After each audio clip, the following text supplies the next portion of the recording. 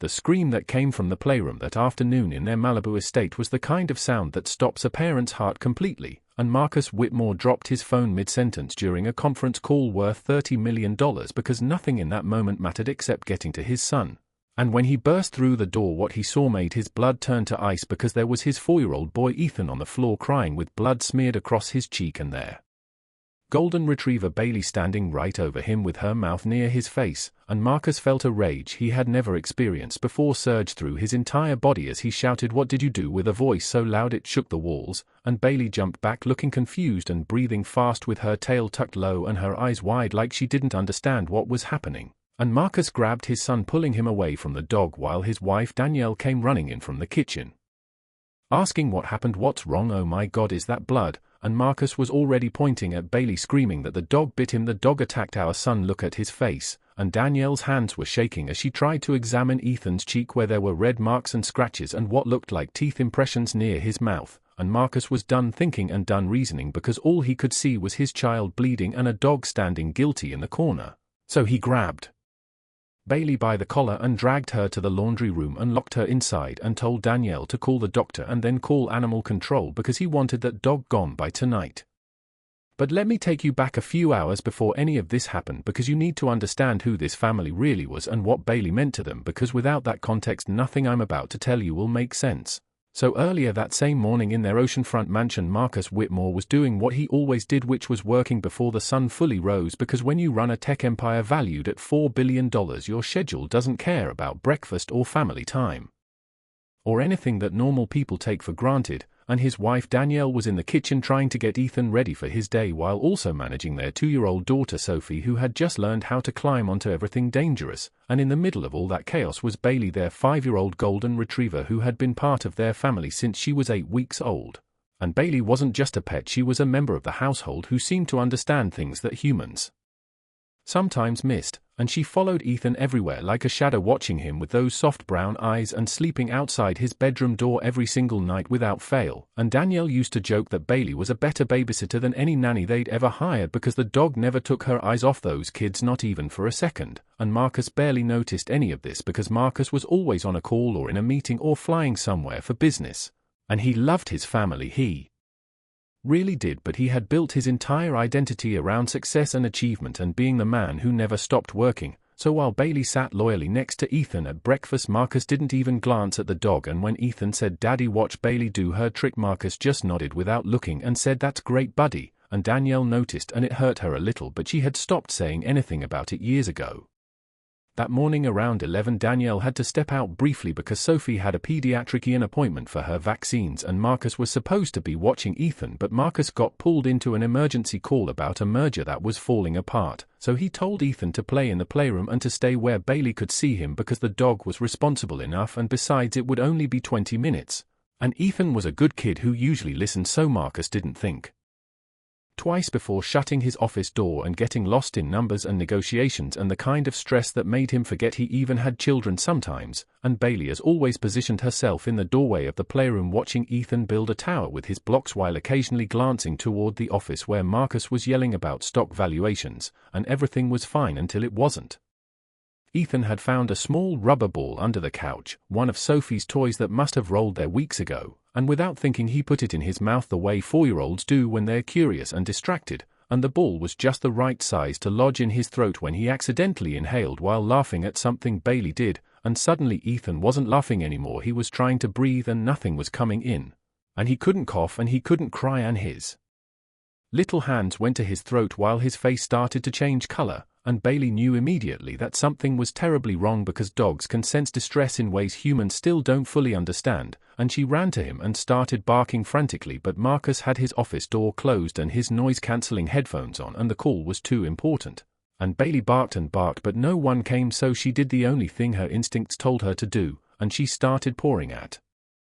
Ethan's chest, trying to get his attention, trying to make him move, trying to do anything. And when that didn't work, she put her mouth near his face and tried to lick him and nudge him, and in her desperation her teeth scraped against his cheek and her claws caught his skin, but she didn't stop because she couldn't stop, because this child was her whole world and he was dying right in front of her. And she pushed her nose against his chest and pawed harder, and somehow by some miracle her pressure on His small body combined with his involuntary gagging dislodged the ball just enough for Ethan to cough it out, and he gasped and started crying, which is when Marcus finally heard something through his headphones and came running and found what he thought was an attack scene when really it was a rescue.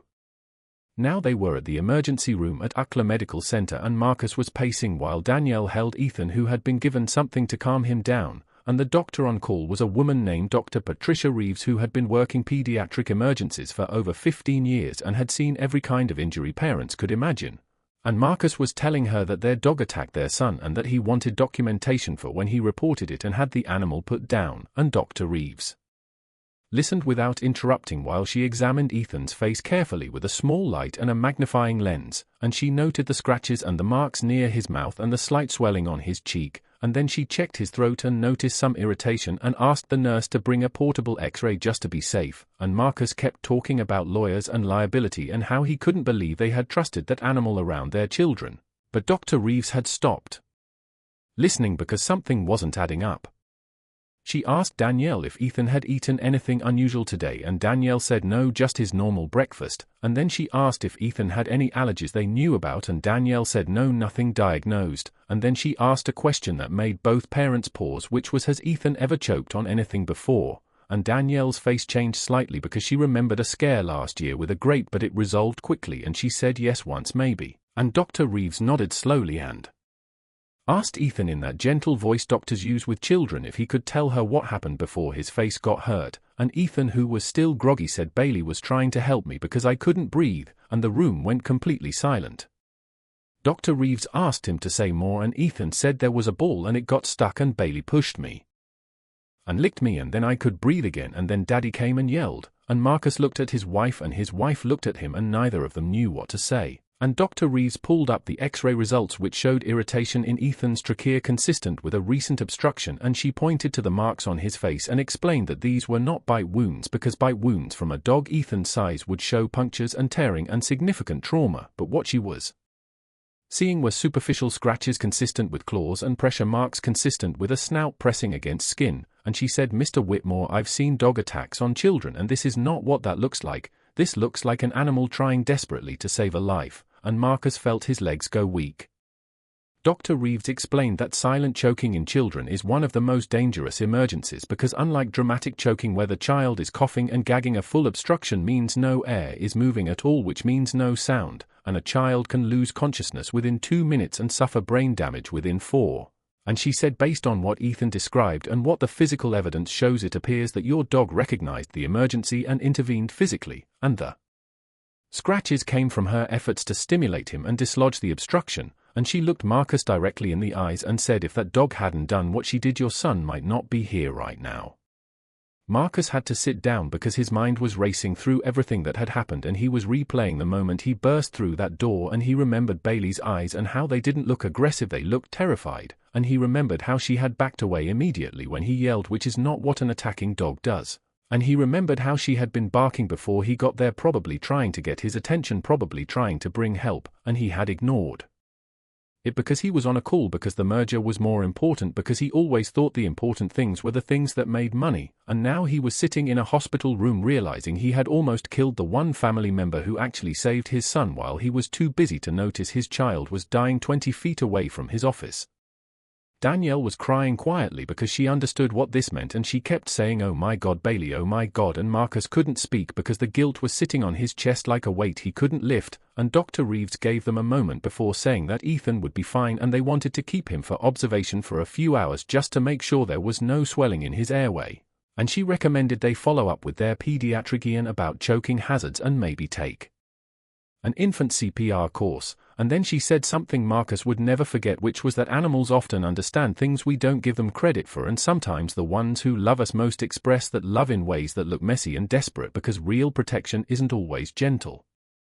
The drive home was silent except for Ethan sleeping in his car seat and Danielle occasionally wiping her eyes, and when they pulled into the driveway, Marcus couldn't bring himself to get out of the car because he knew Bailey was still locked in that laundry room, confused and scared and probably thinking she had done something wrong when really she was a hero. And Danielle took Ethan inside while Marcus sat in the garage for another 10 minutes just staring at the steering wheel and thinking about the man he had become, the man who prioritized conference calls over his children and who almost murdered a loyal dog because he was too arrogant to ask questions before reacting. When he finally walked inside, the house was quiet and he could hear Bailey whimpering softly behind the laundry room door, and each step toward that door felt heavier than the last because he knew he didn't deserve forgiveness for how he had acted, and when he opened the door, Bailey was curled in the corner looking up at him with those same brown eyes that had watched over his son every single day, and she wasn't angry and she wasn't resentful, she just looked relieved that someone had finally come, and Marcus knelt down on the cold tile floor and something in him broke in a way that needed to break. He didn't give some dramatic speech because that's not how real moments work, he just whispered, "I was wrong," and his voice cracked and Bailey slowly walked over to him and put her head in his lap like she always did with Ethan when Ethan was sad, and Marcus wrapped his arms around her and cried in a way he hadn't cried since he was a child himself, and Danielle watched from the hallway and didn't say anything because some moments don't need words. In the weeks that followed, things changed in the Whitmore household in ways that were subtle but permanent. Marcus started working from home more often, and when he did take calls he kept his office door open and his headphones off, and he installed cameras in every room, not because he didn't trust anyone but because he never wanted to miss a sign again. And he enrolled the whole family in a pet first aid course where they learned how dogs communicate distress and how to read the signals they had been ignoring for years, and Bailey got a new bed right next to Ethan's, and she got extra treats and longer walks and all the things she had always deserved but never demanded, and Ethan, who was too young to fully understand what had happened, just knew that Daddy was around more now and that Bailey was the best dog in the whole world. And when people asked Marcus what changed him, he never told the full story because it was too personal, but he would say, "I learned that sometimes the ones trying to save you look like they're hurting you, and sometimes the real danger is being too busy to notice. The truth is, we all misjudge things. We see a moment without context and we make decisions based on fear and assumption and the stories we tell ourselves, and sometimes those decisions almost cost us everything. But if we're lucky, we get a second chance to see the full picture and to realize that loyalty doesn't always look pretty and protection doesn't always look gentle and love sometimes leaves marks." Have you ever misjudged someone before knowing the full story? I think we all have if we're being honest, and maybe this is a good reminder that the things that look the worst aren't always what they seem. If this story meant something to you, share it with someone who believes in second chances because we all need them, especially the ones who love us most.